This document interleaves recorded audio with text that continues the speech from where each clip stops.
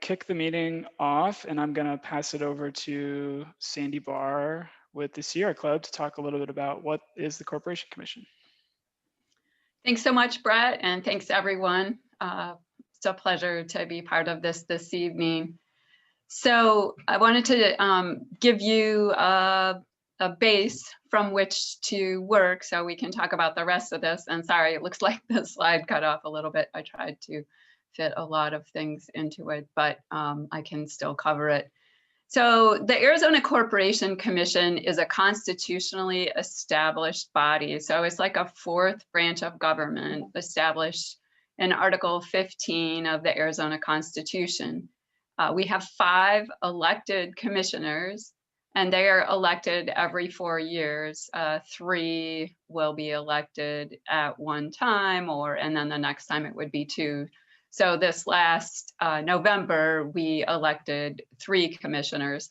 And just like all of our state level offices, they are term limited. They're limited to 2 consecutive terms. So you can see the 5 commissioners there. The 3 that were just elected are Jim O'Connor, Leah Marquez Peterson, and Ana Tovar. Commissioner Marquez Peterson was elected as chair and had served previously and been appointed. So there are 3 Republicans and 2 Democrats on the commission. And this body is really important. It's responsible for public utilities regulation. They have a lot of other responsibilities as well, some securities regulation and pipeline safety and other responsibilities. But the one we're focusing on is utilities regulation. They regulate investor-owned utilities, including Arizona Public Service and Tucson Electric Power. They also regulate Southwest Gas. They do not regulate Salt River Project. Salt River Project has its own board. So I wanted to, make sure that people knew that SRP is not accountable to the commission. But the commission is really important because it is really the thing that stands between us, or stands up for us, if you will, relative to these monopoly utilities. We can't just, say, oh, I'm not going to get my electricity from APS unless we move. So it's important that we have a commission that regulates these entities. And yes, they do regulate electric cooperatives as well, usually much more lightly, I will add. They establish our rates. So this is the body that the utilities have to go to get a rate increase, which Tucson Electric Power just did, and Arizona Public Service is in the process of doing. And then they also are able to establish rules.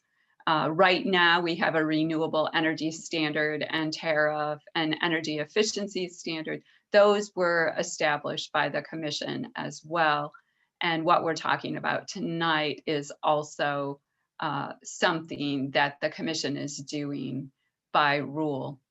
This body has been fairly obscure in Arizona for a long time. And one of the biggest challenges in going out and encouraging people to get involved is just having them know what the Corporation Commission is, what it does, and why you should care. And you should care because they have a huge role in clean energy. They have a huge role in what your rates will look like.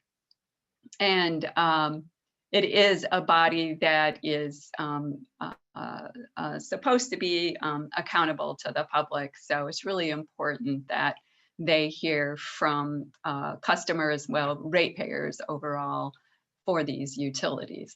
And with that, I will turn it over back to Brett.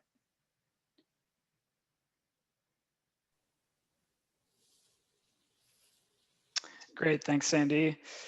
I am going to turn it over to Amanda Orman now with Western Grid Group to talk a little bit about how we got here and what the history of clean energy rules in Arizona looks like and how this fits into that context. Hi, everybody. Amanda Orman. Thanks for being with us tonight. So part of what the regulatory body does is it creates rules and regulations that the utilities have to live by.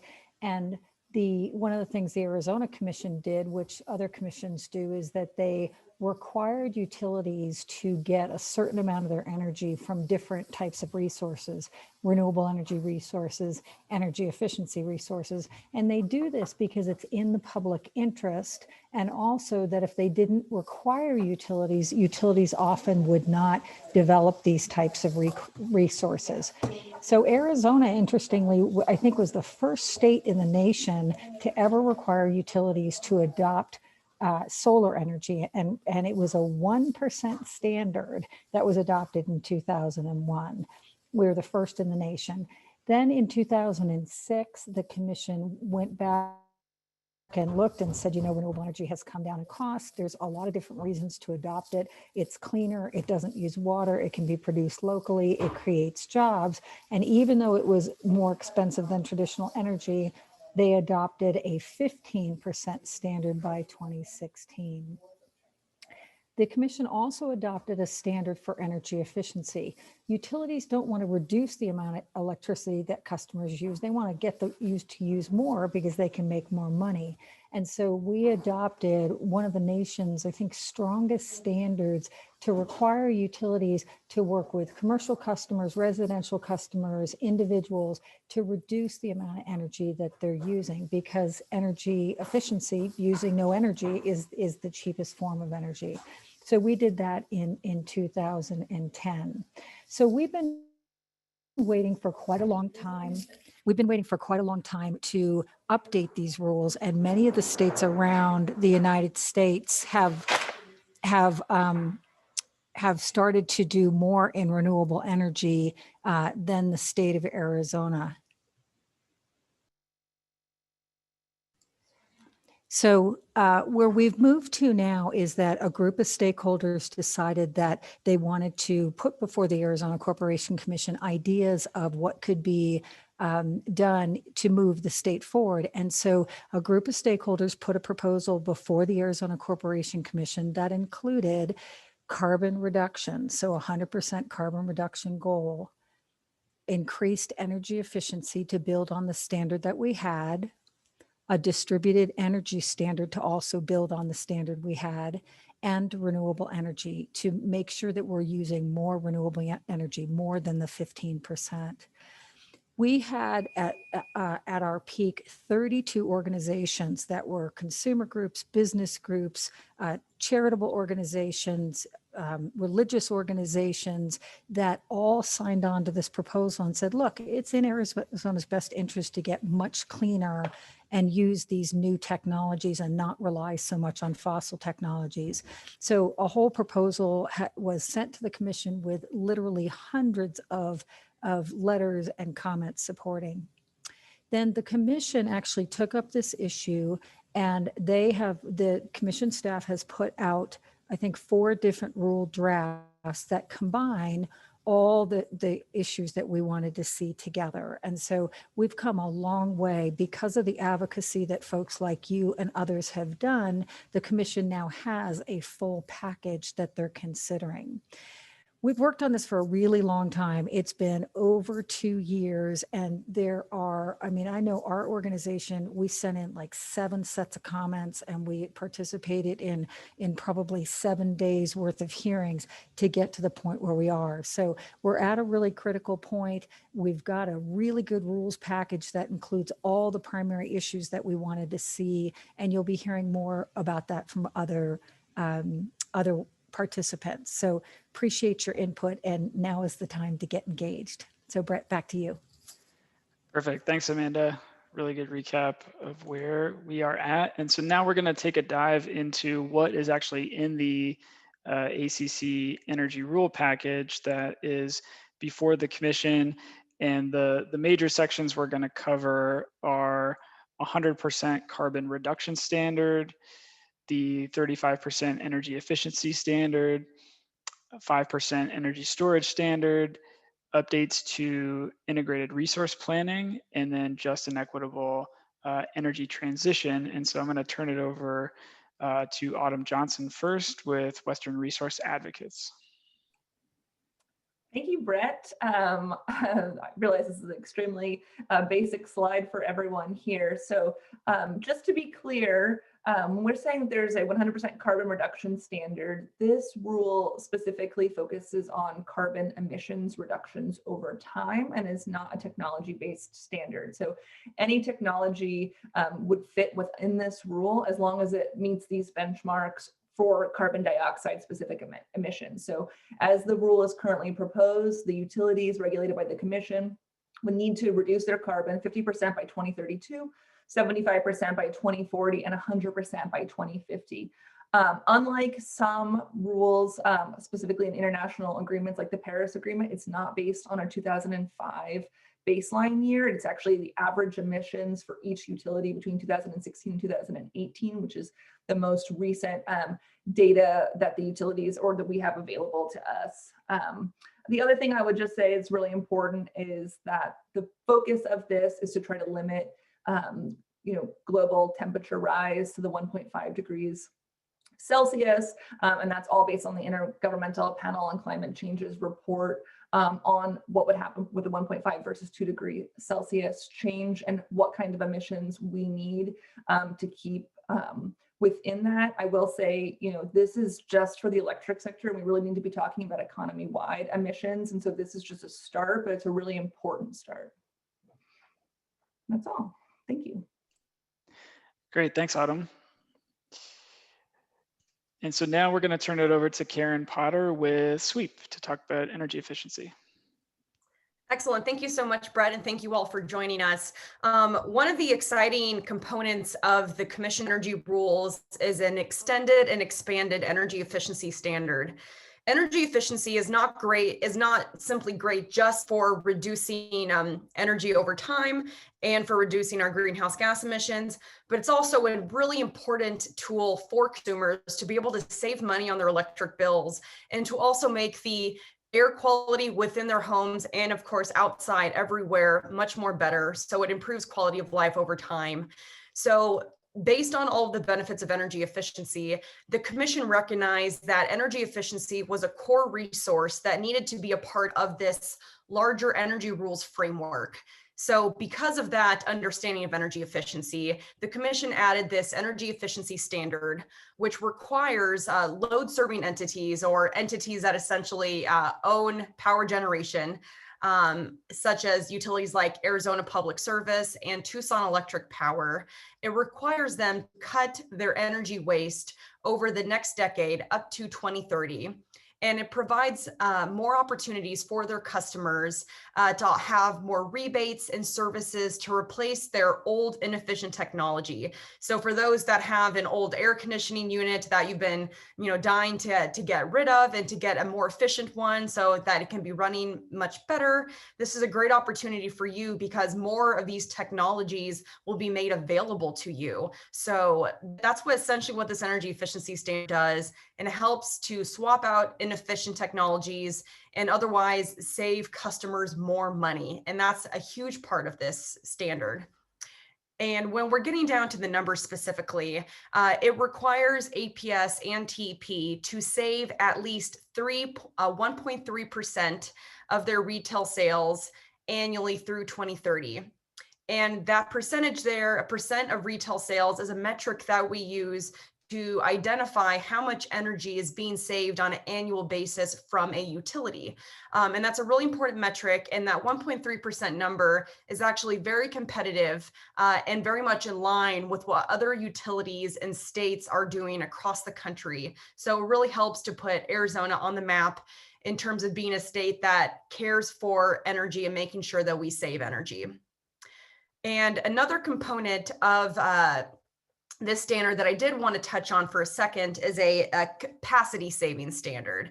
And what that essentially means is the rate in which electricity is being utilized. So you may be more familiar with the term energy. That's what you're actually consuming. Demand is the rate in which that electricity is being utilized. So there's a specific capacity savings element of this standard that allows or requires the utilities to save up to 35% capacity from their demand that was utilized in the year 2020.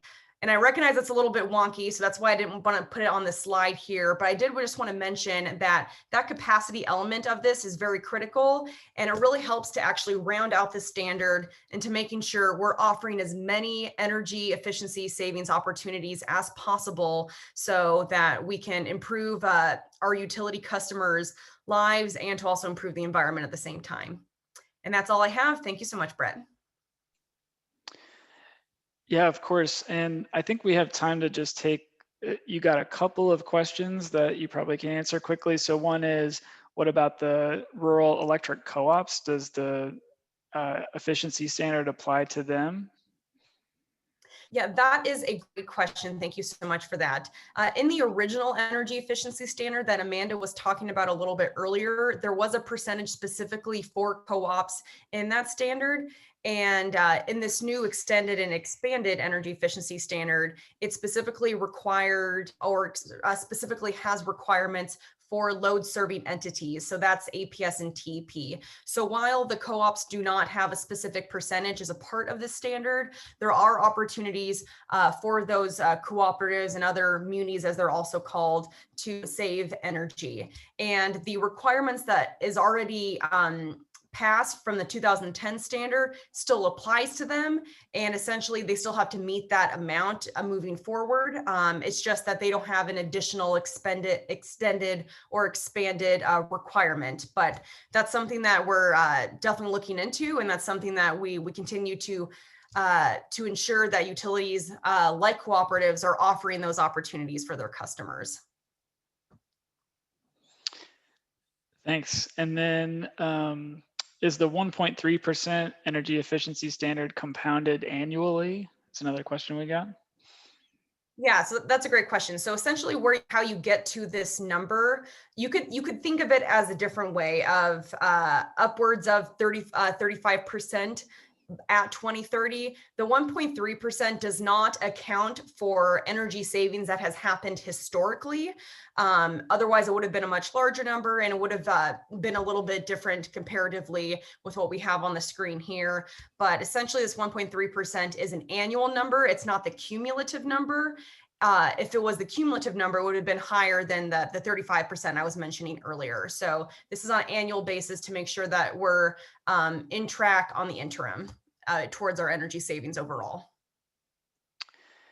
And then one more question on energy efficiency, and then we've got some other questions that maybe we can answer later, but what are the punishments in the proposed rule if they don't achieve the energy efficiency standards? That's a really great question. Thanks so much for asking that. If you're interested in the specific provisions in the rule, I'll be happy to send that to you. There's a number of items in terms of what would happen if they do not actually meet this standard. So I think it'd be better if I can go through some of those offline for you. So Will Humble, I will reach out to you and make sure you have that information. Sounds good. I think a lot of us are keen to make sure that there's accountability and that these rules get achieved through the commission. So I'm going to move on, but we're getting some great questions, so keep them coming in and we'll be able to address them at the end. So the next piece here is the energy storage standard, and I'm going to pass it to Ronnie Sandoval with Vote Solar. Great. Thank you so much, Brett. Hope I'm coming in okay. Actually, so just as a background, before we get into the details of what's included in the energy rules, when we talk about energy storage, we actually mean a system that can produce energy, can take energy that's produced at a certain time and then shift that and make that available for use at a later time. And essentially, this is a big shift in how energy has worked for many decades. And traditionally, the electric system has required that energy be produced at the same time as a customer requires it or needs it. And energy storage allows that dynamic to change and allows energy to be produced at times where there's relatively low demand and make that available when needed the most. So this reduces the amount of energy that folks need to produce at any one given time, which gives the electric system a little bit more flexibility and can result in a reduction in cost for all customers. Additionally, some added benefits that homes and businesses that actually have energy storage on site are better able to ride out electric outages if they also have, a solar energy system, and contributes to the resiliency of those systems. There are various other benefits that I think, as we discuss the implementation of these rules, hopefully when they go forward, we can talk about maximizing some of the other benefits and uses of battery storage systems. Actually, what's included in the energy rules is really a first of its kind set of goals and standards for energy storage.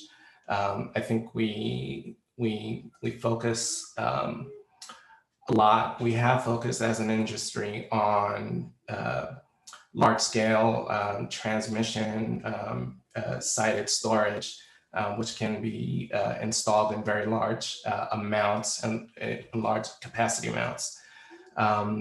But there's a distinct benefit to having some of that energy storage actually be distributed and sited closer to the demand. So within the energy rules, there's a target in essence of about 5% of a utility's peak load to be met by energy storage by the year 2035. And of that 5%, a smaller subset, about 40% or so, would be coming from customer-owned or customer-leased energy storage systems. And this in particular is important because it allows general utility customers, so everyday homes and businesses, to participate and be part of that and sharing the benefits in terms of the resilience and contribution to a more flexible energy system. I think ultimately, what would accompany these goals and targets is a set of incentives, tariffs, and programs in general that would allow customers, will encourage customers to make the necessary commitments to participate in these battery storage programs.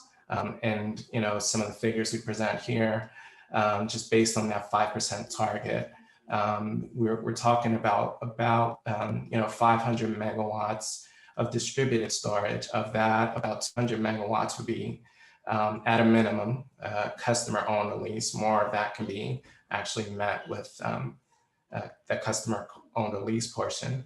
But we estimate if we stay around 200 megawatts, it would be about 40,000 or so customer battery storage systems, which it is an ambitious target. And again, we mentioned that it is a first of its kind standard. But when you think about the number of systems and some of the potential offerings and where we are, I think we're hoping that the programs, the incentives, and tariffs would contribute to a successful adoption of the systems to meet the goals and standards that are set forth in the rules. And with that, I think I'll just pause and maybe turn it back over to Brett.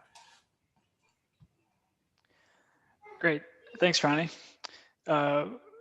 Somewhat related to this, we just got a question of how many solar residential systems are in Arizona currently. I know APS has around 120,000. I think TEP has something around 100,000. And SRP has something like 80,000, something like that. So we're pushing close to 300,000 in Arizona with just those three major utilities. So there's more than that. Okay, I'm going to move us along, and then we can get back to some of these other issues, but I'm going to turn it over to Louisa Eberly with the Sierra Club to talk about integrated resource planning and what's in the rules related to this really important function of our energy system, really. So Louisa, take it away. Thanks, Brett. Hi, everybody. For those who don't know me, I'm Louisa Eberly. I'm an associate attorney with the Sierra Club. And just as a kind of high-level overview, integrated resource plans, or IRPs, are basically the process through which utilities do the long-term planning. And the plans are critical for setting the direction that the utility will take, including the types of resources that the utility will seek to add to the grid, potentially for decades. And traditionally, the IRP process in Arizona has lacked transparency or real opportunities for stakeholder engagement. And even the commission itself has struggled to enforce direction for the utilities on their IRPs. In 2018, for example, the commission declined to acknowledge the IRPs from APS and TEP due to concerns about unreasonable assumptions for how the demand for electricity would grow, and concerns about the utilities' over-reliance on certain resources like gas-burning power plants, instead of other alternatives like renewable energy. But despite this clear signal from the commission, the utilities proceeded to pretty much pursue their preferred path anyway. So the new rules would improve on this overall planning process in a few different ways. One is a major structural change in the process, which would actually separate out the load forecast or expectations about future electricity demand.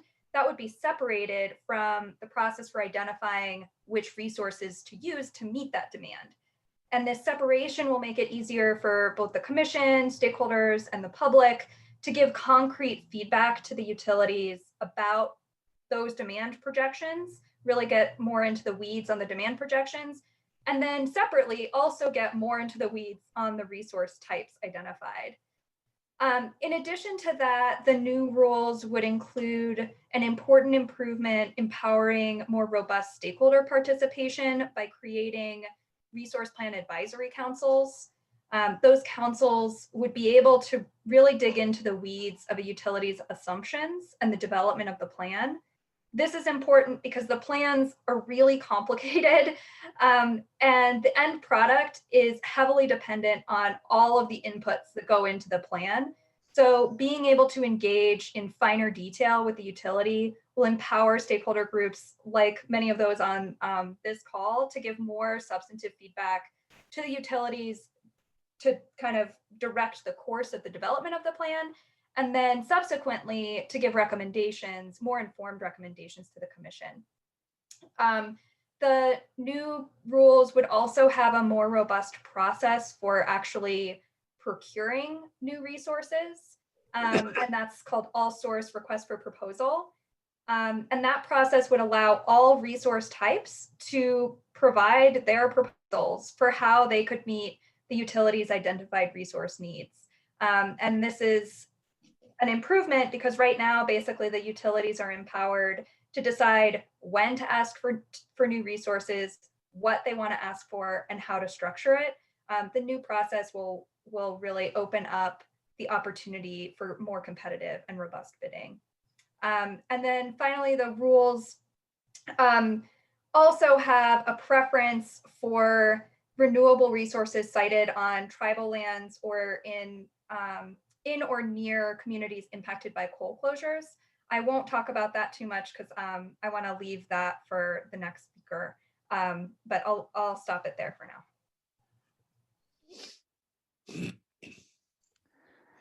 Great, thank you, Louisa. You get an award for describing IRPs in under 4 minutes, so thank you. Okay, I'm going to turn it over to Eric to talk about just and equitable energy transition and some things that are in the rules and some things that are happening kind of because of this process. So Eric, take it away. Can you guys hear me? Yes. Excellent. Thanks for the opportunity to join this webinar, Brett, and welcome everybody. So I'm going to speak a little bit about just and equitable transition. It's a piece of the energy rules that probably hasn't gotten a whole lot of attention, but it's an important piece. Just and equitable transition is the concept that companies owning and operating power plants and coal mines they have a corporate responsibility to provide financial support and resources when they make plans to close down facilities, and to use those resources to assist communities that have been pivotal in providing low-cost electricity for many, many years. These power plants and mines are often the largest employers in communities. If you think of the Navajo Nation and places like Page, these are the biggest employers in town. And they serve as kind of the largest sources of municipal, county, and tribal tax revenue. Like I said, they're the largest employers. They provide core funding for things like emergency services and social services and school districts through property taxes. So when they close down, and they typically are being closed down abruptly, the economic disruptions are pretty painful for the communities, resulting in heavy job losses and pretty substantial drops in local tax revenue. Rebuilding local economies, even small ones, doesn't happen overnight. It doesn't come without some significant fallout. And as you've probably seen in the news recently, this is happening more and more often. The smokestacks at Navajo Generating Station were demolished in December. That plant, the decision to close the plant was made less than 3 years ago. It was in February of 2017. So that gives, almost no time for a community to come in and completely rebuild its economy. The same things are happening at other power plants too. The closure date for the Cholla plant has been moved up. APS just moved up the closure date for Four Corners from 2038 to 2031. TEP has moved up the closure date for the Springerville plant, or at least a couple units from the Springerville plant. So, excuse me. These decisions are going to have significant impacts on the communities that are involved. The energy rules include one small provision. There's a lot of things that can be done around just transition, from providing funding for job retraining and for the replacement of lost tax revenue and things like that. But the energy rules have one specific provision that is helpful for just transition, and that is, as Louisa mentioned, they include provisions that give preferences to renewable energy projects that are cited in coal impacted communities as replacement power when coal plants close. So for example, Navajo Generating Station closed. The new rules would give preferences to any solar, wind, or storage projects that would be built on the Navajo Nation or somewhere around Page. So even if they come in maybe slightly more expensive, these preferences would provide a means for economic development in the places that are being hit hardest by coal plant closures. There are other things that are being done, and the Corporation Commission is starting to recognize the importance of just transition and the utility responsibility for it. They recently passed energy efficiency rules that carve out about $500,000 a year in funding for tribal energy efficiency programs. As you've probably seen, the recent order in the Tucson Electric Power rate case has created a separate docket for the Corporation Commission to consider kind of a methodological approach to just transition funding. So there's things like that are going on, but the component in the energy rules is one important piece. So I'm going to stop there and turn it back to Brett for the next speaker. Great. Thanks, Eric. Really appreciate you being on and providing that perspective. Is really important. So I'm going to talk a little bit about process now, kind of what's happened and what is about to happen. And then we'll talk about how to comment and then answer some final questions. And we're doing pretty good on time, so appreciate that.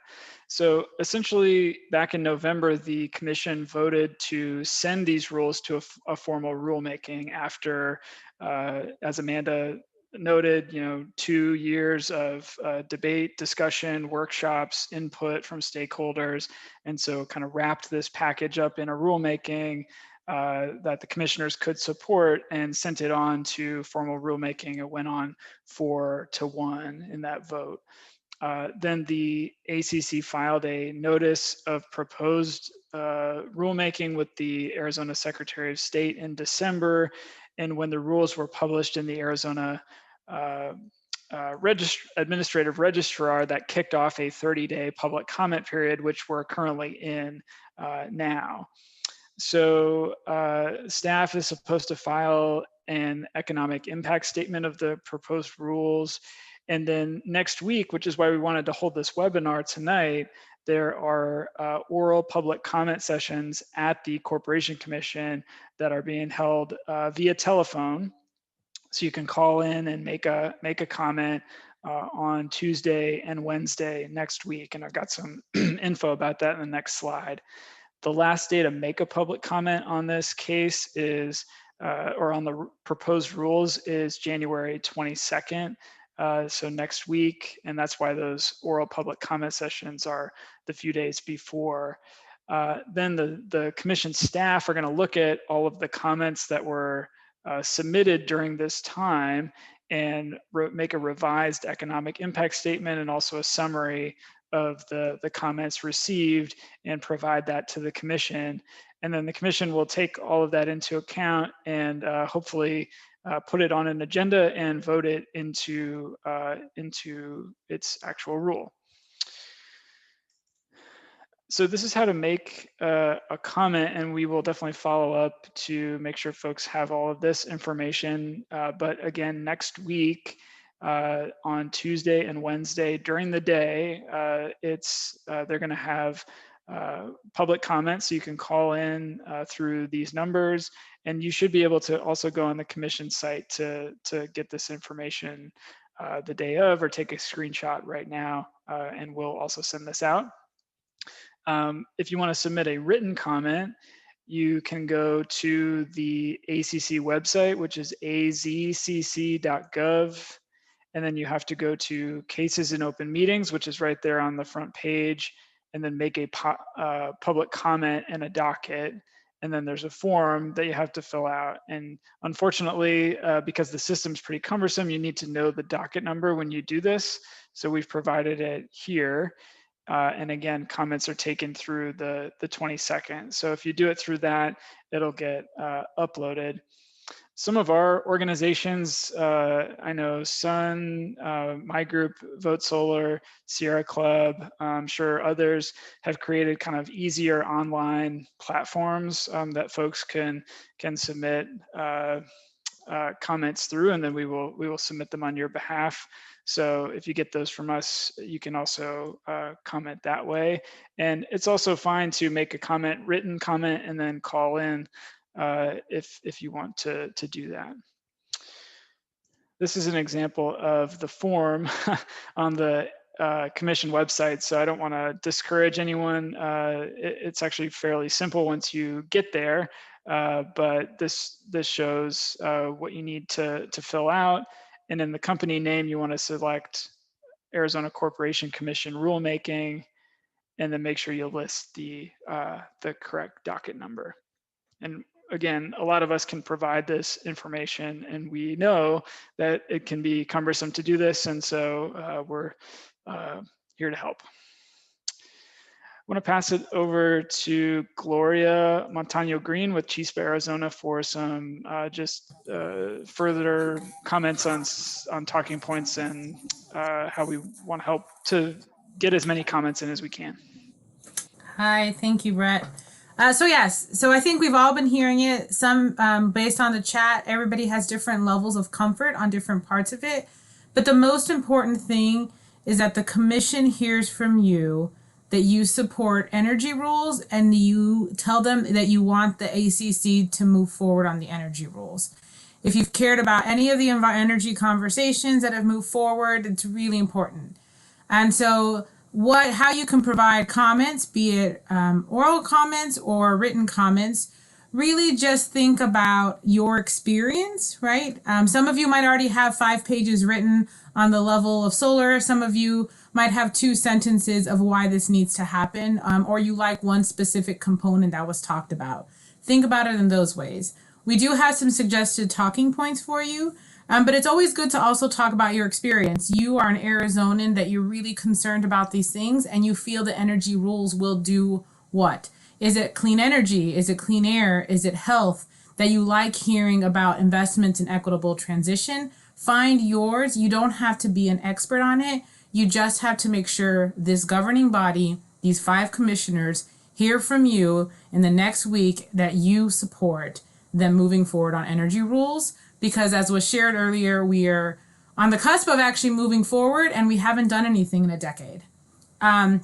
Make sure that if you're doing public comments, if you're going to be talking, you have a very limited time. It's not unlimited. So I would recommend just writing like 3 points that you want to hit, right? Like if you want to say, I believe I should have solar. We should work on reducing people's costs. Like we should have affordable and clean energy and that people should demand both. Whatever the point you want to make sure you have it. You don't have to go into several, like a lot of these details. Don't get intimidated. But you already, if you've decided to participate today, you're probably already having these conversations with your friends. You're sharing things about the environment and how the environment needs to change. Use those experiences to be able to remind the Corporation Commission you support the energy rules and that you want them to take action.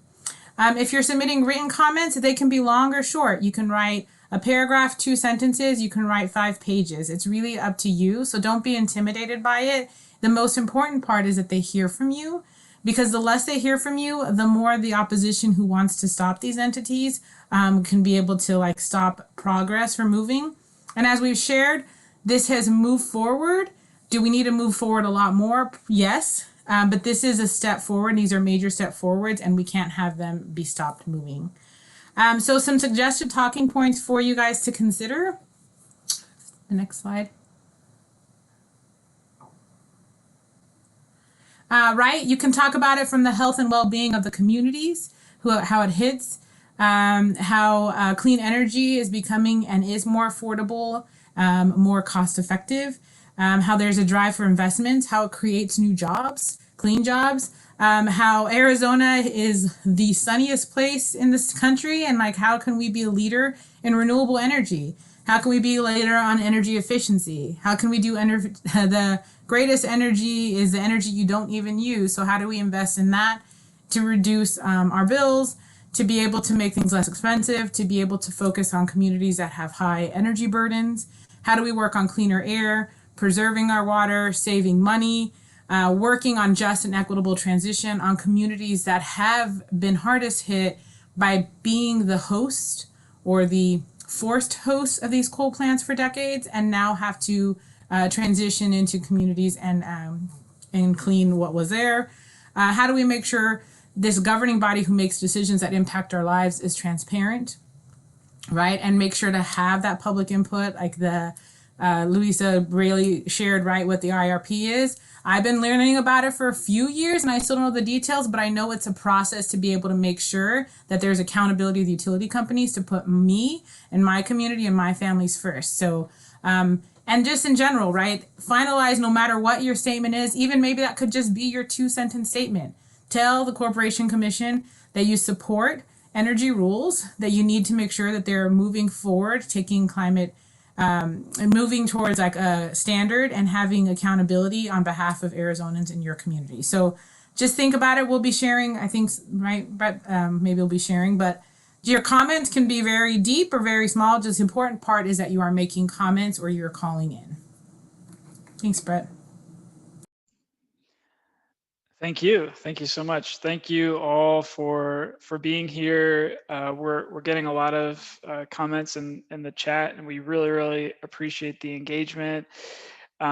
This is the end of our presentation, so we want to make sure to answer folks' questions now and respect folks' time and wrap up by the top of the hour. So we've been trying to answer questions as they've come in.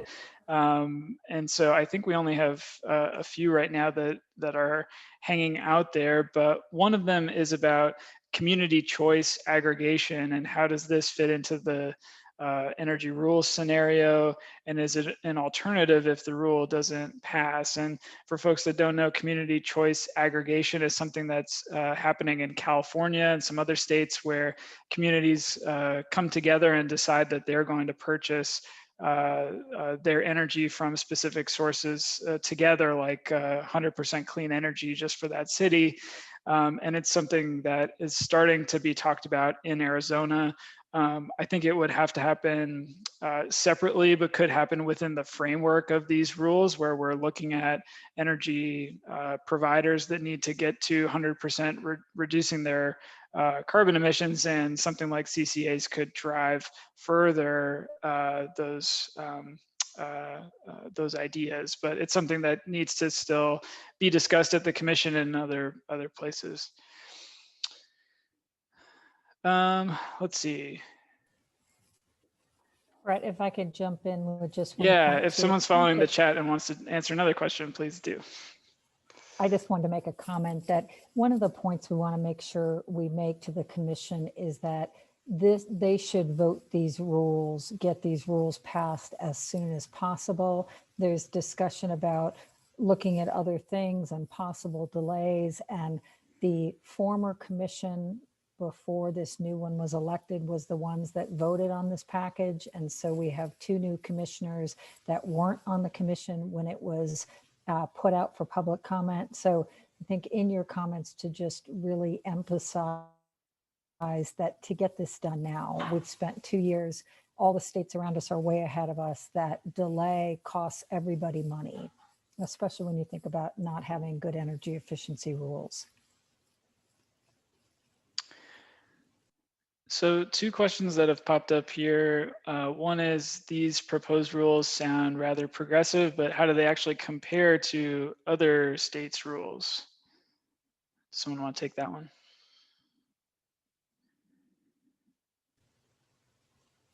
This is Amanda Ormond. I will, if no one else does. So 100% clean energy carbon reduction rules is relatively new in the last 10 years, but a lot of states have adopted 100% rules. So, and we now have, I think, 6 or 7 states in the Western United States that have 100% clean rules. And what's good about that is that utilities have the opportunity to meet the rule any way they want. So if they want to develop renewable energy, they can. If they want to do more in energy efficiency, they can. So it really is a carbon-based standard that we've never had in Arizona, but it gives utilities a lot of flexibility, and it really addresses the primary problem, which is carbon and the impact on climate change. So it is a progressive policy, but it is not out of the norm of a lot of our neighboring states. And I was just going to say, I think that the resource planning provisions are better than many states, certainly a huge step forward for Arizona based on what we have. And then I think Karen was probably about to say that we compare really well on energy efficiency. So I will let her address that. You took the words right out of my mouth, Sandy. Thank you. So comparatively, when we're looking at some of the other Southwestern states, energy efficiency is, especially when it comes to standards like this, is very commonplace. For example, the Colorado legislature passed a bill that's going to extend their already pre-existing energy efficiency resource standard for 10 more years.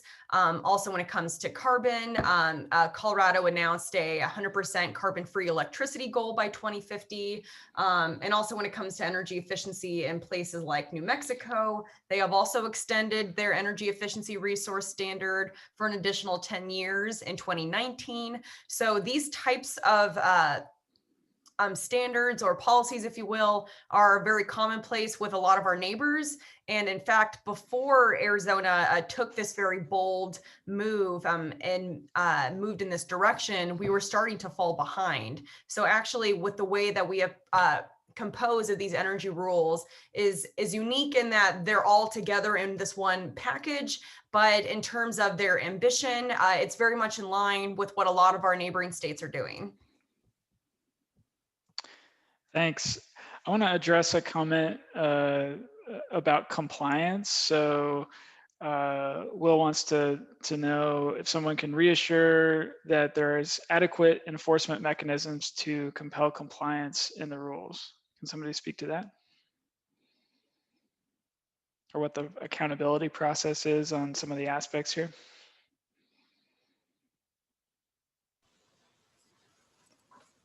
This is Amanda. So there is no monetary penalty for not meeting compliance. That could come in a rate case or in other venues, but it's not tied to the rules.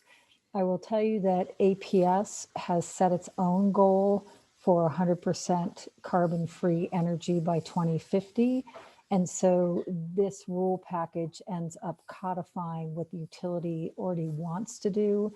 I know that's not a compliance or enforcement, but it shows you that the commission and the utility is trying to go in the same direction.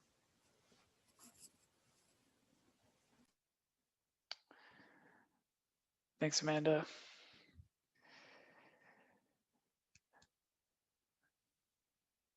So someone says they're moving to Arizona in a couple months, and may I ask what or why there would be resistance to approval, and why is participating important?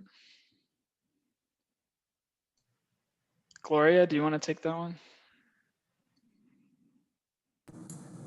Sure, and maybe like others, if I miss some points, could help out. It's a really great question, and I think at the crux of it all, Arizona has had the corporation for the last few years that has not been paying attention to its residents, and so they have ignored the needs of the people, and they've gone back to that historic work that they did in 2001, 2006, 2010 when they were leaders, and so there are still quite a few obstacles of individuals that believe corporations should not have accountability on some of the pollution work that they've been doing and moving forward, and thinking that investments in clean energy are good for pocketbooks of individual families, the health of individual families and jobs. And so there is still quite a few opposition that we are working on. So I would say that that it's just making sure that the will and the where we need to go for the future needs to be reinforced. And the Corporation Commission has not been so transparent and accessible for community feedback. That's why this conversation is to have. Like the most important part is to show up, and it's been ignoring people's will, and so throughout this process, one of the things that has been tracked in the media and the press is showing that there's been people, individuals, and not just groups or lobbyists or corporate lobbyists paying attention to it. And so I think for the last specific part of the rule outcome, we need to be able to show the desire of and the needs that we have. Yeah, I would just add the Arizona Chamber of Commerce would be one entity, quite sadly, just adding on to what Gloria has said. And then the rules did not pass the first time around unanimously. So Commissioner Justin Olson, for example, is not supportive and is opposed to it.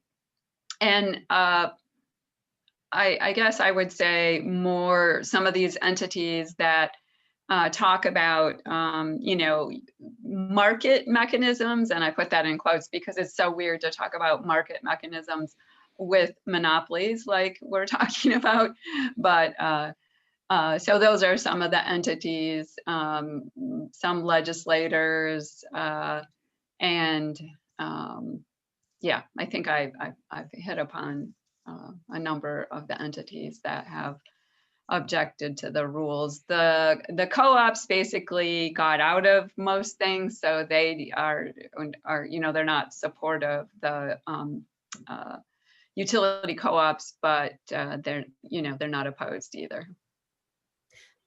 And Brett, if I could add on to what Sandy was saying, if you go into the docket, there are supportive written comments going back to 2018 from not only hundreds to thousands of residential ratepayers, but also anyone from small to medium-sized businesses across the state, as well as Fortune 500 companies that have a presence in Arizona, other types of nonprofit organizations. There's a broad diversity of organizations and really just people in Arizona, everyday Arizonans that want to see this bill passed, or the want to see this entire energy rules package passed. And if you go back into the docket, you can see that this has been there's been broad support for these rules for a very long time. However, of course, there are some people who don't agree with the overall direction that we're going, but I would say that the support for this clean energy vision for Arizona far surpasses the couple of folks that may be in opposition to it. Great, thanks. And thanks, folks, for answering questions that we're getting in the Q&A. We've got about 1 minute left, so I do want to wrap up unless there's any questions that are sort of burning that haven't been addressed. But I think I'll just wrap up by saying, really, really appreciate everybody's time to learn about this today. It's really important to comment and do it in whatever way that you're comfortable with, whether it's calling in next week or writing into the commission. This would just be really huge for the state to get this over the finish line. And, I think we demonstrated tonight that even just on this webinar, we had 100 people sort of at our max tonight learning about this. And so, join your fellow Arizonans and let's get this done. So really appreciate it. We'll be following up with a recording of the webinar, some links on how to comment, and please stay in touch with all of us. We really appreciate it. Thanks, Brett. Thanks, everyone. Thank you and all. Really, thanks to all of the panelists who took the time to be here tonight and for all their expertise. It's, we wouldn't be here without all the folks that spoke tonight. So appreciate being